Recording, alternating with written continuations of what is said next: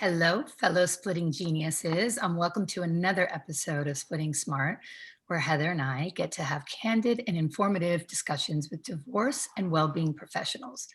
Our mission is to provide you with knowledge on various modalities of support that can help you to unhitch with fewer hitches.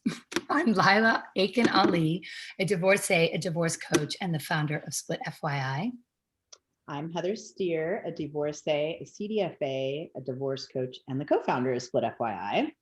And before we introduce our next guest, I want to highlight some webinar protocols. So if you have any questions for Nikki throughout our chat, please just put them in the chat box at the very bottom. You'll see it in the middle.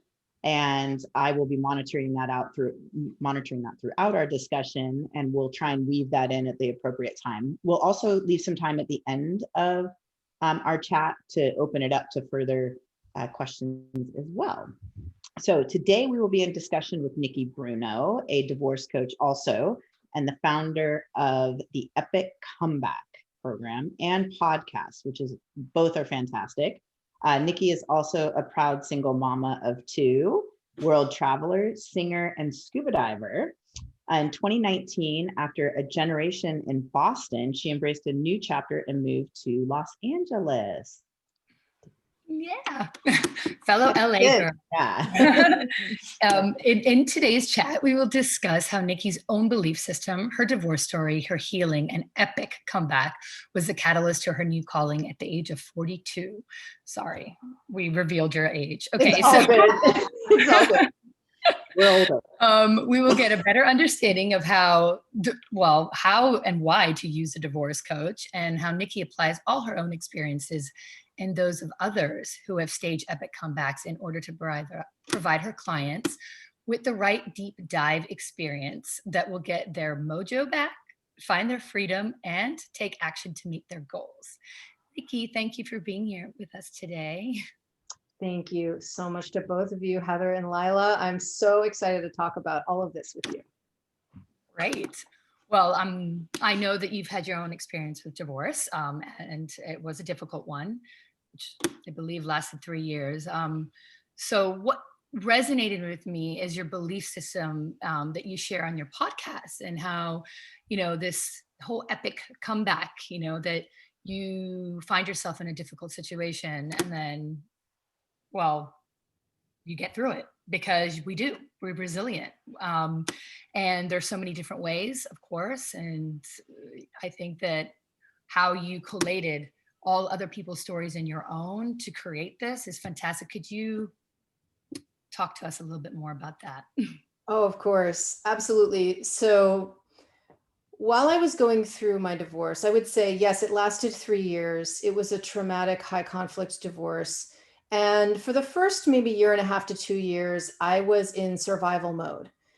And then after that 2 years or so, I had moved out from our marital home, and I had a new home, and I was able to breathe, first of all, suck my thumb for a while. That's what I call it. I was healing. I was recovering. I was working with my therapist. I mean, through all of this, I was working with my therapist, by the way.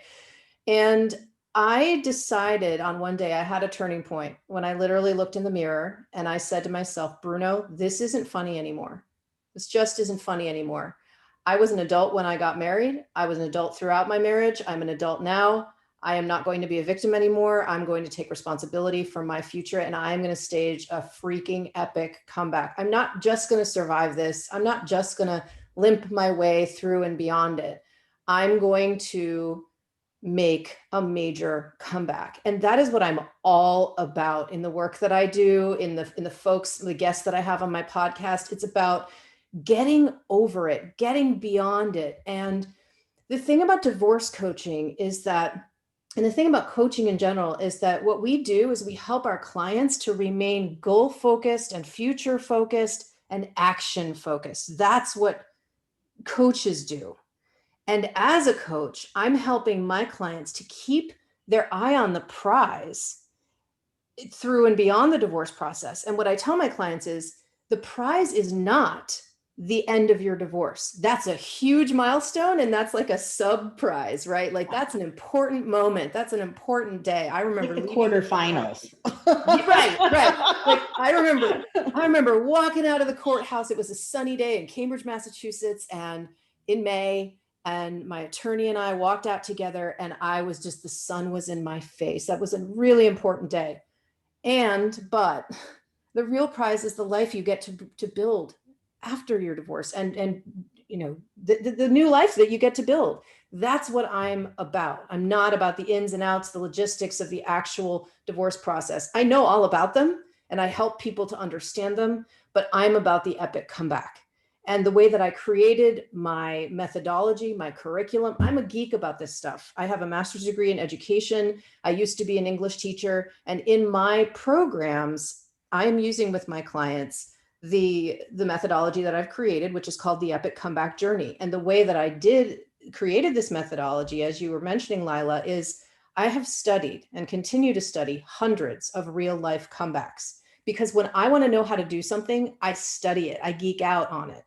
And so I have been studying since 2000, for the last 3 years, not just personal transformations and personal comebacks, which is what I generally help people with, but also corporate comebacks, athletic comebacks, individual athletes, athletic teams, organizations.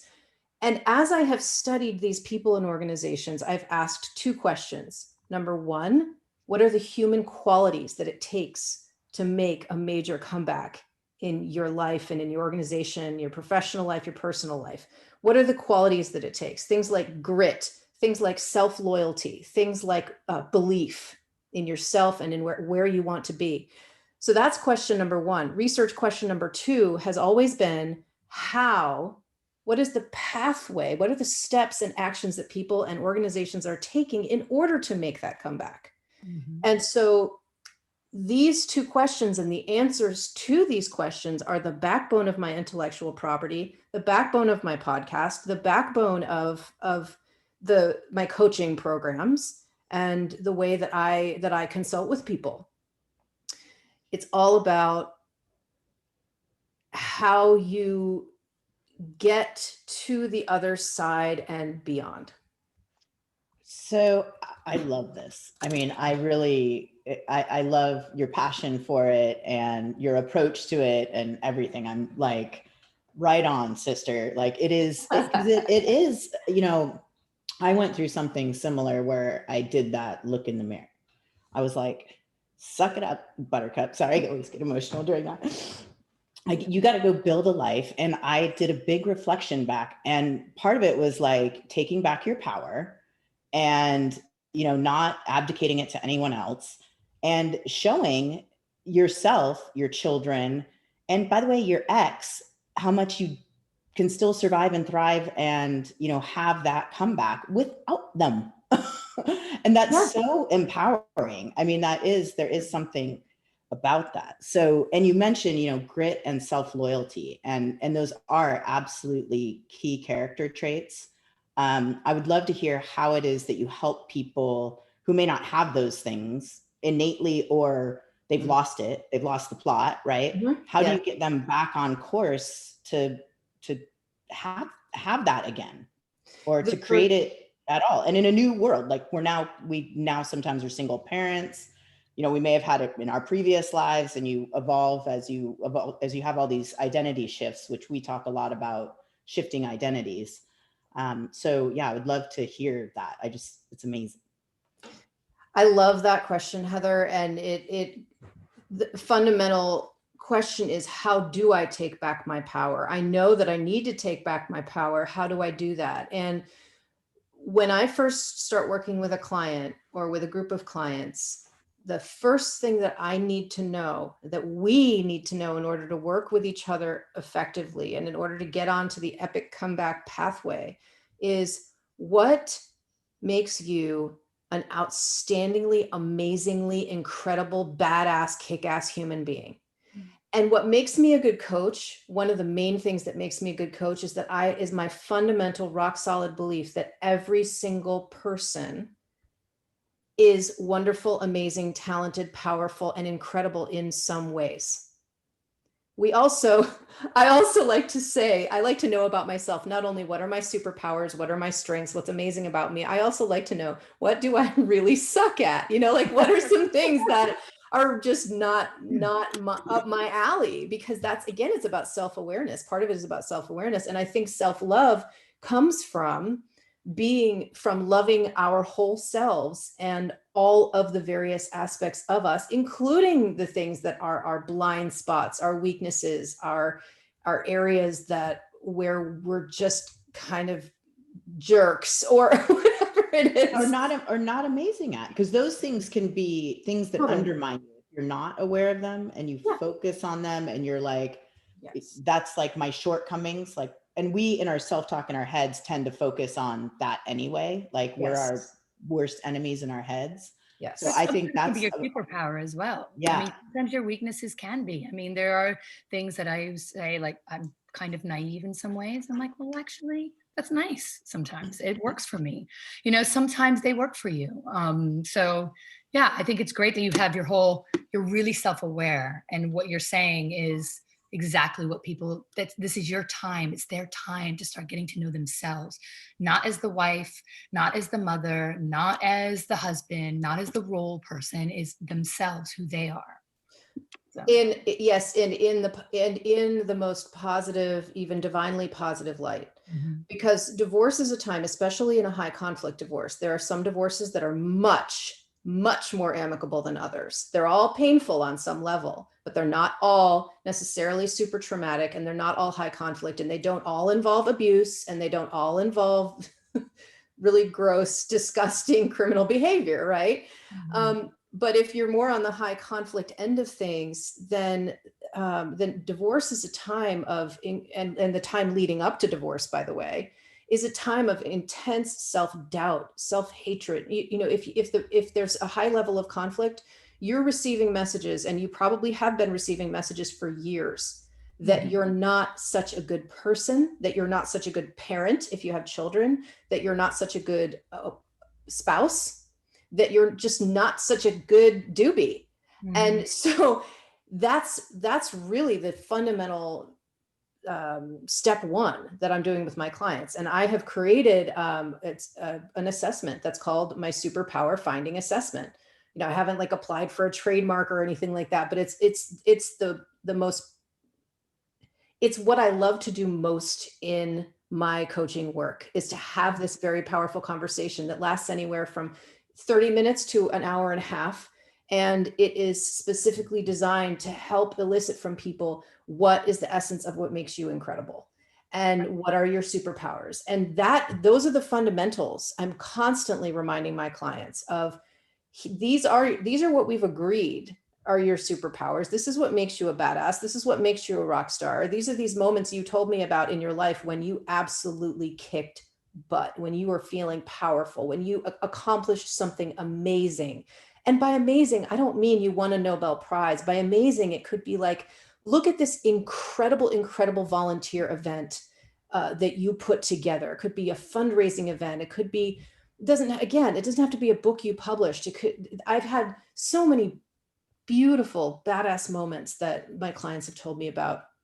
And then that's what we use as the fundamentals as my clients are moving forward and staging their comebacks, is how can you use and celebrate your superpowers and stay in that zone. It's called the Zone of Genius. There's a wonderful book called The Big Leap by Gay Hendricks. Love the book. Buy into it 100%. We'll write in our show notes as well. Put it in the chat. Yeah, it's The Big Leap, and it's an amazing book. And his kind of thesis is that when we spend as much of our time as possible, up to 100%, using our superpowers and being in our zone of genius, we serve the universe best, we serve ourselves best, we serve our children best, we serve our organizations best, and we are at our best, and we are feeling the most joy. And the last thing I'll say, because I'm kind of going off here, but is that for me, the way I define a superpower is that it's something that you are incredibly, incredibly naturally good at and just happens for you with very little effort. And number two, it's something that brings you joy. It has to bring you joy in order for me in my methodology, in my definition, to consider something a superpower. Because I'm not going to go encouraging one of my clients to live in a place of something that they're very, very good at, but it doesn't bring them joy. And they're just kind of like, eh. Like you could be an incredible violin player, a technically incredible violin player. And maybe at some time in your life, it brought you joy, but it doesn't anymore. And maybe you're really awesome at it. I'm not going to encourage my client to go back out and continue being a violin virtuoso if it's not something that lights them up. This is an interesting thing because sometimes a lot of people think that it has to be that kind of talent to equate to a superpower. However, I mean, the simplest thing, like when somebody asked me that one time and I stopped and I thought to myself, I'm like, okay, well, for me, I think I'm really creative and I love coming up with ideas. Now, it's not quantifiable. Like I can't sit there and put it in a box and say, okay, but I'm an innovator. I love that. I love coming up with ideas for other people, for anything around. Like it's like problem solving or whatever it is. And I guess I never even thought of it until somebody asked me. So part of it is even asking someone or getting them to understand what do they do that they can say, hey, actually, that's quite like I do that. It's even stopping to think about ourselves that way. Yes. And we are often blind to our own superpowers because we don't think that they're that special because they're things that are so easy that come so naturally to us. So one of the questions that I ask my clients during the superpower finding assessment is I ask them to think of someone who loves you unconditionally and who knows you really well. And then they'll think of that person. It doesn't matter who it is. And I'll say, if I were to ask this person, what makes you absolutely awesome and amazing and super incredible, what would this person say? And what's miraculous to me is that people tend to really know in their gut and in their mind and their heart exactly what that person would say. And it doesn't necessarily match what they would say are their superpowers, but I give a lot of credence and a lot of authority to the answer to that question.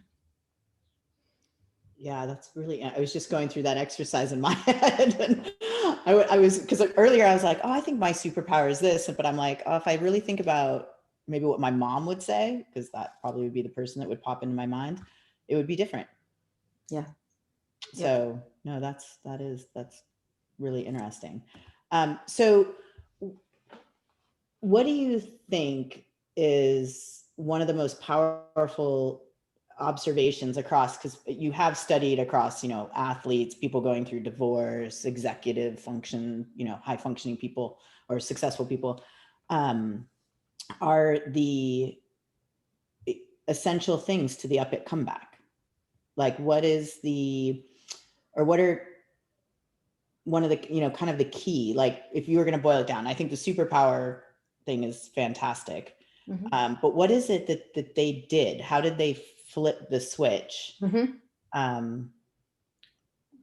I'll tell you the key, and this is going to sound really abstract. And I do have a 10-step, like my methodology is very clear. It's very concrete. It's the 10 steps to staging an epic comeback. But if I had to distill those steps into one thing, it has to do with telling the truth.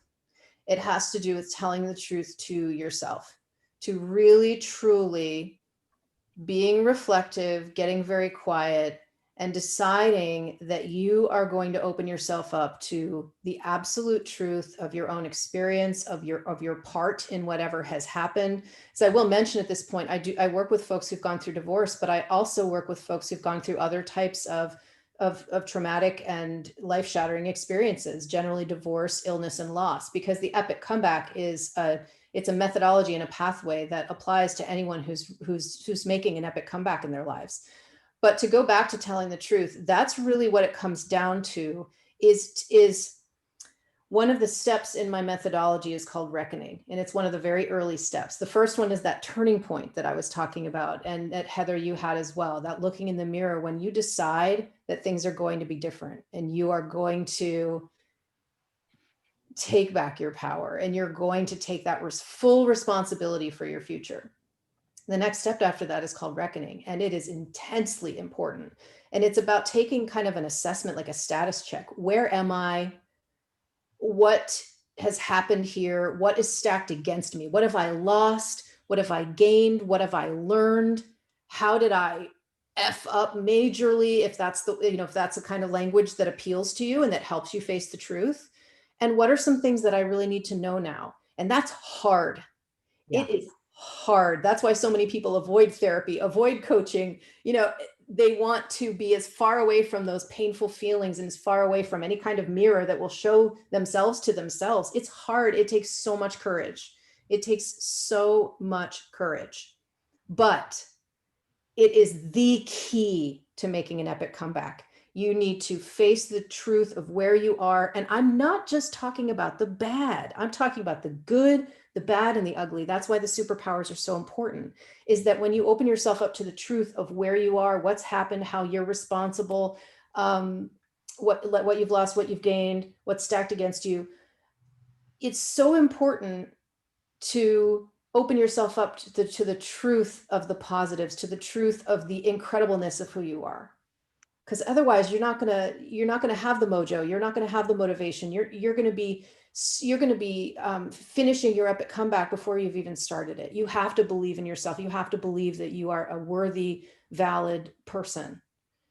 And so that really is the key. That's the key for organizations. That's the key for athletes. That's the key for someone who's gone through trauma, is that it's a gradual process, right? You aren't necessarily going to be able to, your psyche isn't necessarily going to be able to face kind of the fullness of what you've gone through, or the fullness of what I'm calling the truth.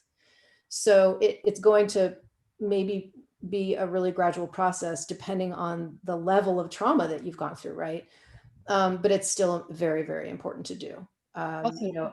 Go ahead. Sorry to interrupt, but it was also interesting because a lot of people who are going through the divorce and in the throes of it, they're always constantly challenged. I mean, I know I was, and it's an interesting thing because the truth, it shows up in so many different ways, like the decisions you make, the things that you decide to say, how you say it. Like, am I doing this because I believe in it? Am I doing this because I'm really angry? Am I doing this? These are constant questions and truths that come up. And like, am I this person?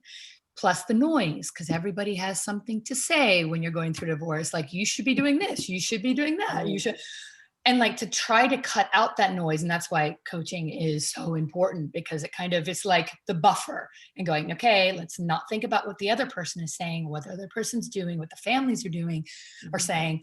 Let's think about what your truth is, to stick with that. It's like a constant reminder, accountability, right?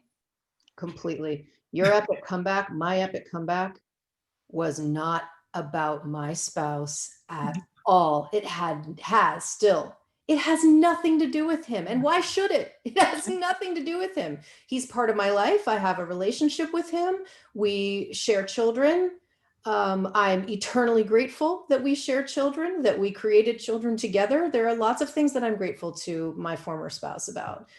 But my epic comeback, and that's one of the mistakes that people make. And it's so easy to do, to just talk and harp and think about their ex and think about their soon-to-be ex-spouse and give so much attention and energy to that person, and even to be thinking about their comeback in terms of, well, I'm going to show her, or well, I'm going to show him. It's not about them, it's about you. And that's one of the things that I've learned from a colleague in front of mine named Virginia Gilbert. She's an LMFT. She's a marriage and family therapist in Los Angeles. And I had a conversation over coffee with her where she said to me, recovering from divorce, getting over divorce and healing from divorce is a developmental stage, just like adolescence is, or early childhood, and that the task of that developmental stage is to move from a place of blame to a place of responsibility.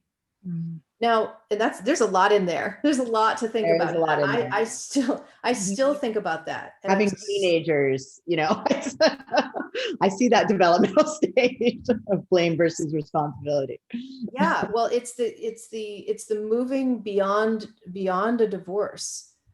It has to do with, and I'm not saying, and neither is Virginia, that blame isn't important at some point, right? Because again, if you've been in a situation where there's criminal behavior, where people have been hiding funds from other people, where there's abuse that's been involved, physical, sexual, emotional, financial, any kind of abuse, blame is important. If you've, it's important at some point in the process in order for you to be able to understand and name your truths, and in order to be able to heal from them. However, when it comes to moving on, when it comes to making a comeback, blame doesn't have a place. It's responsibility that has a place, because I was and still am 100% responsible for my future and for the future that I'm creating for my children. So that's the developmental process. I had someone who, instead of blaming the other person, which is sort of that negative, like, focus, it's placement of responsibility, which was where you took, it's placing the responsibility on the person that absconded with funds, that was unfaithful, that, and that maybe that wasn't your responsibility. So they're responsible for that. You're not. And what you're responsible for is yourself moving forward. Yeah. And I love that, because it's a change of language that could help somebody make that transition, that could help somebody move from that place of, he destroyed my life to, or she destroyed my life, or she's destroying our children's lives, or these kinds of statements that come up all the time, to make that transition. But I will repeat that it is important to, it's incredibly important. And this is also important to getting over your divorce, which is one of my programs, and making an epic comeback, which is my other program. It's so important to express the emotions. It's so important. You're never going to get beyond bitterness if you don't actually name it and express it and say, I am freaking bitter. I'm pissed. I'm mad. I'm filled with rage. She had an affair for 20 years that I didn't even know about. She, or he, it is so important to express that stuff, not to bitch about it for the next 20 years, but you're not going to get past it if you don't actually express it. If you don't find that safe place to scream, if you don't go through the therapy, it's 100,000% necessary. So that's another thing relating to distilling the epic comeback and distilling the concepts behind getting over your divorce before your divorce is over. It's telling the truth, and it's also committing to going through the grief process, because divorce is a loss. It is one of the biggest losses that a person can experience, because not only are you losing a spouse, you're also losing potentially you're also potentially losing a lot of time with your own children. You're also probably losing a lot of half or more of your household income. We all know these things, but it's really important to kind of line those things up and realize how overwhelmingly necessary it is to go through the grief process, and not to deny that this is that there's a lot to be grieving here. So that is another part of the fundamentals. Embracing the truth. And I think that it's embracing it, acknowledging it, and your truth. Yeah, your exactly. truth. Exactly. Yeah. And what comes with divorce, 100%. I mean, that's where I think a lot of people do get stuck. And I know I often find some people they just say, well, it is what it is. I don't care. I don't want to deal with it anymore. I don't want it. I want it to go away. I want to put it under the rug. I want to lock it up in some room and never look at it again. And that's where it's like, well, in all of that, that's where it's so important that you have to stick with it and actually not do that, as hard as it is, because it will bite you again somewhere down the line somehow. Yeah. And that's where the coach comes in as your accountability partner and makes sure that you stay on track. So one of the things you mentioned are the two different programs that you have. Yep. And so how does someone sort of figure out which program would make more sense, or at what stage they would, engage with someone, like yourself? And your program is very unique. I don't see a lot of other programs out in our industry right now, focused and as well thought out and well done, honestly. What you've done is fantastic. And so I think, where do people start? Like what, and is there a stage, like, do you do one program and then the other, or, Yep. Well, first of all, one distinction is that, as I mentioned, I work with people who are making epic comebacks from multiple different types of difficult situations. And so what I decided to do, the epic comeback is my core program. The epic comeback is for anyone who is attracted to that concept and wants to make the epic comeback. It's appropriate for someone who's going through or emerging from divorce. I wanted, with Get Over Your Divorce Before Your Divorce is Over, my second and new program, I wanted to create a program that was focused just on divorce, so that anybody who joins up with this program is going to receive information that is strategies that are I have 7 strategies that we're focusing on that will just have to do with divorce, and specifically getting over your divorce. So that's one of the distinctions. Another is that some people are going to be more interested in the Getting Over Your Divorce program because it has the lowest price point of any of my services. It's $9.97 for somebody to participate in the Get Over Your Divorce program, which is 3 months long, and it's a group program. I don't deliver this program one-on-one. So if somebody wanted to work with me one-on-one, then the epic comeback would be their answer. So it's a little bit complex, but the best way for somebody to figure out which of my services makes the most sense for them is to hop on a consultation call with me. And if you go to my website, there are lots of different places, lots of different buttons where you can click and book a consultation call, which is complimentary. It generally lasts about a half an hour. And I'm going to go straight into your situation and your needs and explore what is burning in your gut in terms of your goals and where you want to be in your life. And then we can go from there. The website, and I'll put it in our chat for everyone. My website is theepiccomeback.com. Oh, and another distinction is timeliness, because the Get Over Your Divorce program starts on January 13th, which is literally a week from today. So that's when the program is launching. And I priced it at $9.97 in large part because I want it to be really accessible. And I know that now is a time of vast economic struggle. And so $9.97 is really, it's such a deal. I mean, when you know the coaching industry and you know how people are pricing things, to receive eight hour-and-a-half long group sessions, and they're small, right? I mean, there aren't going to be any more than 8 to 10 people in. Yeah, I mean, that's 12 hours plus exercises, right? And you give tools and.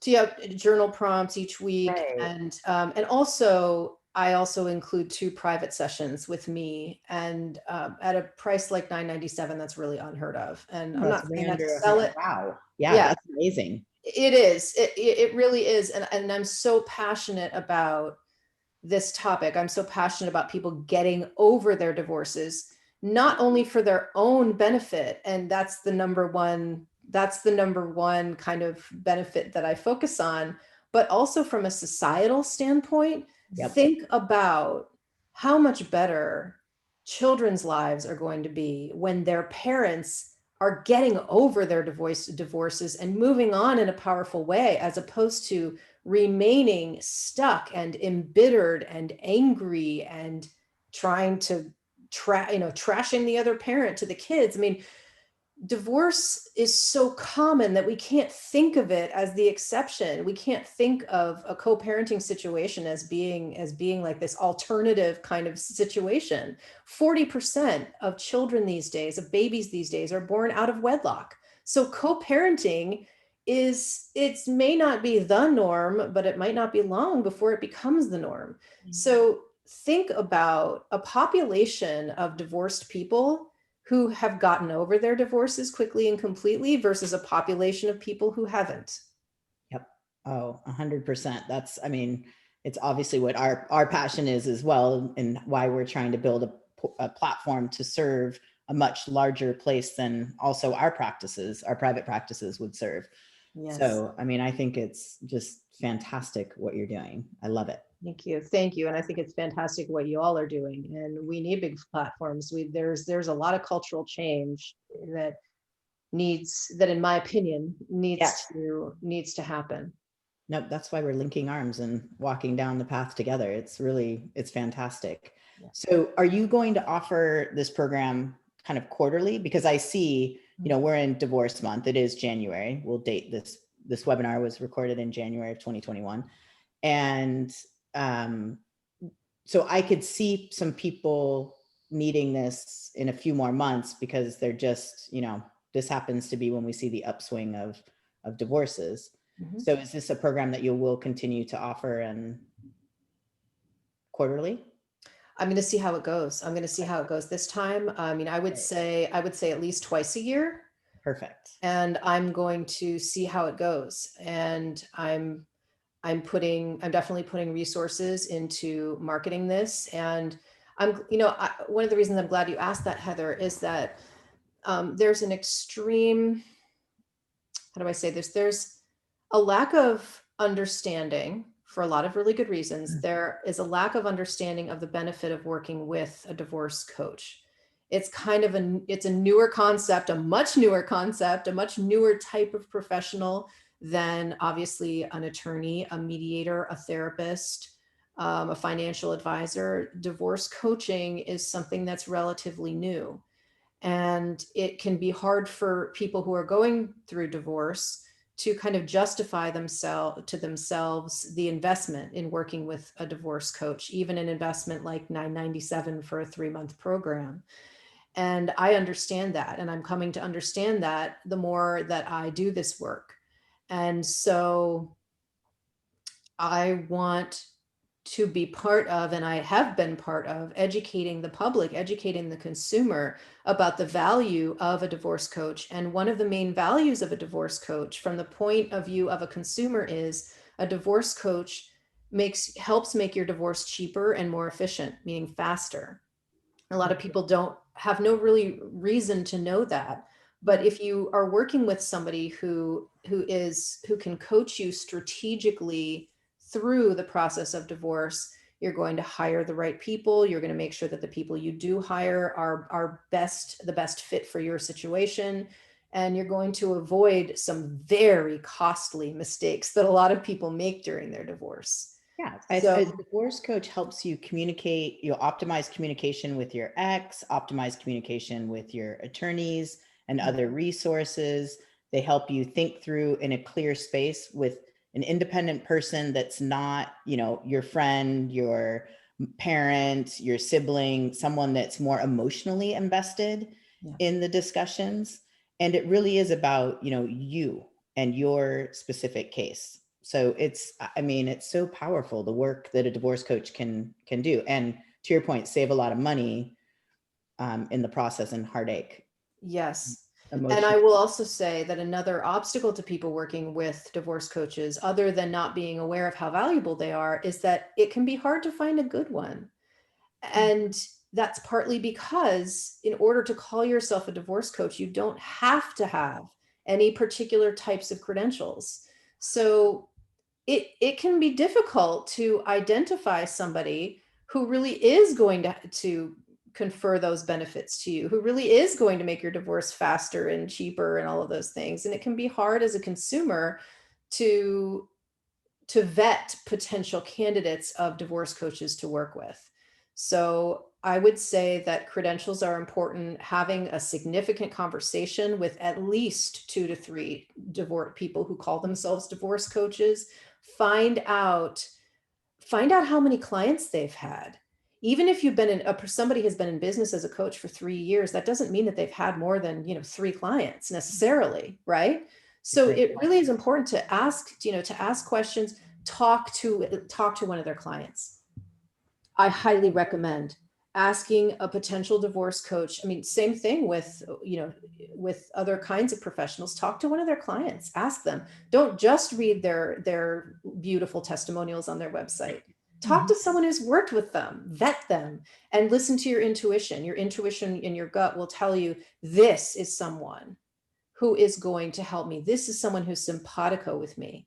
This is someone who's going to challenge me and not just nod and say yes to everything I say. And it's so important. So, And ask them about their specialties. Like, ask them, do you focus on, high conflict divorces? Do you focus on, divorces involving children? Do you focus on,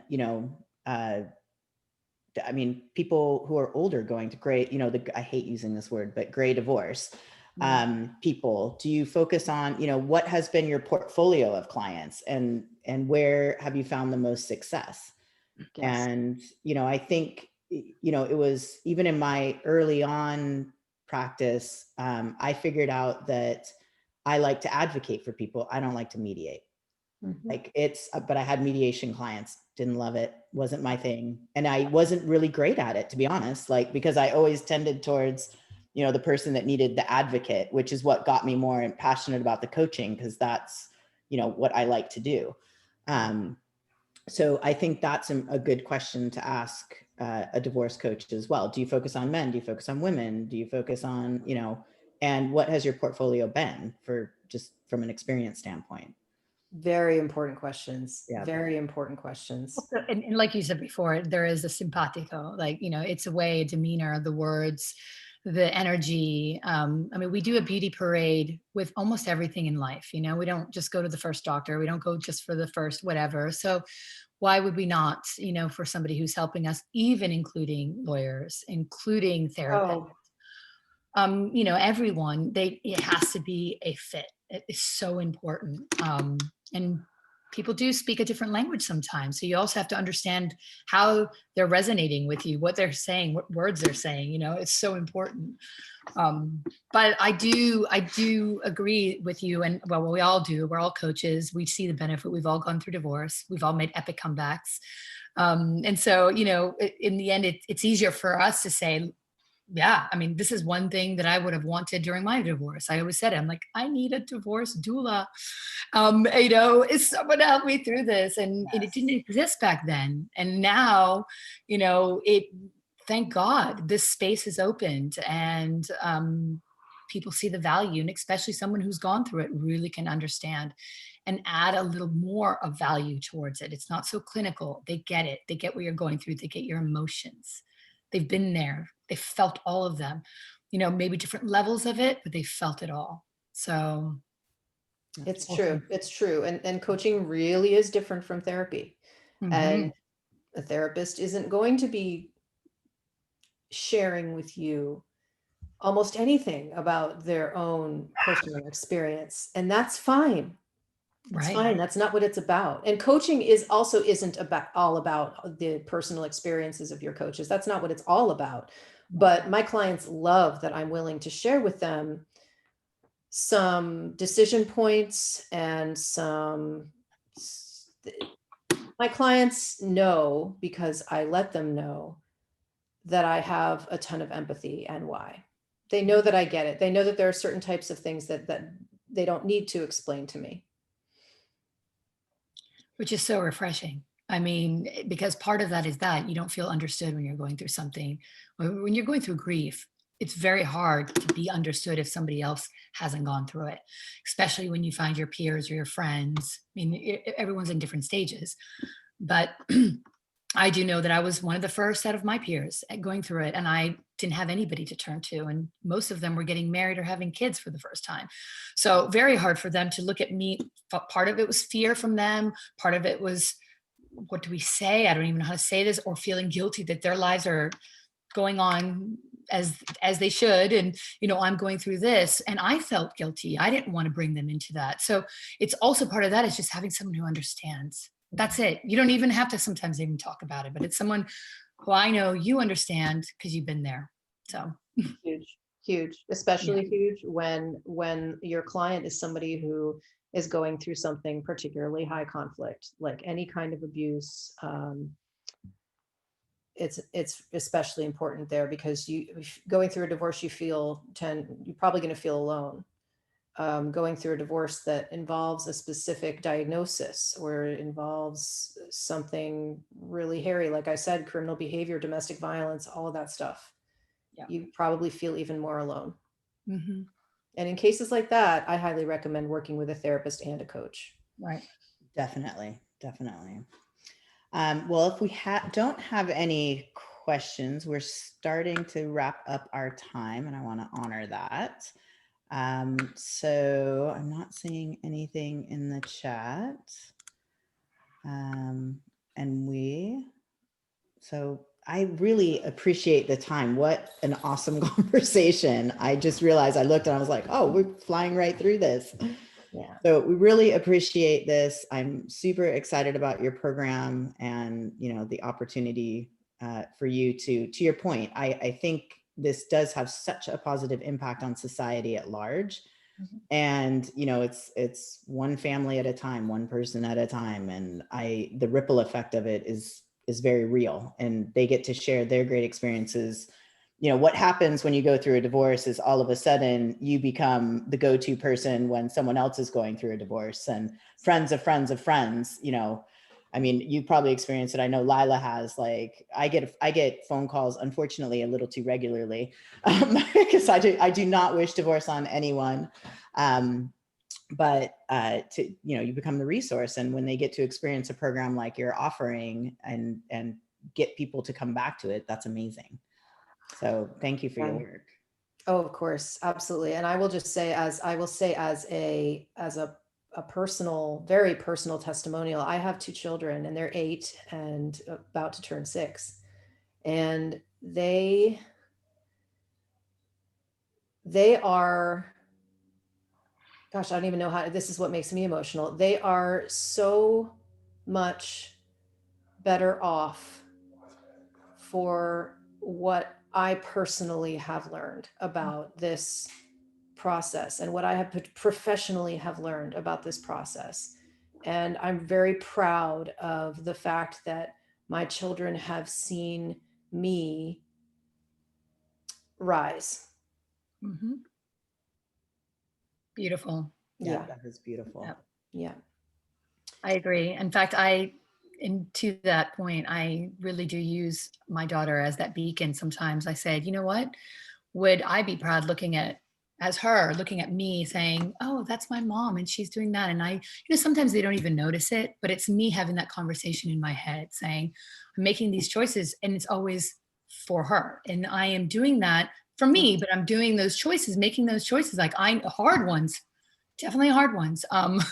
But knowing that, what, she's going to be better for it. I mean, I had divorced parents, so I know all too well how that, so did Heather. And we know what can happen out of that, and so it's, I think it's really important to stay on that course, and we'll have, those rising kids with better understanding of relationships, of, how to communicate, being a bit selfless rather than being entitled.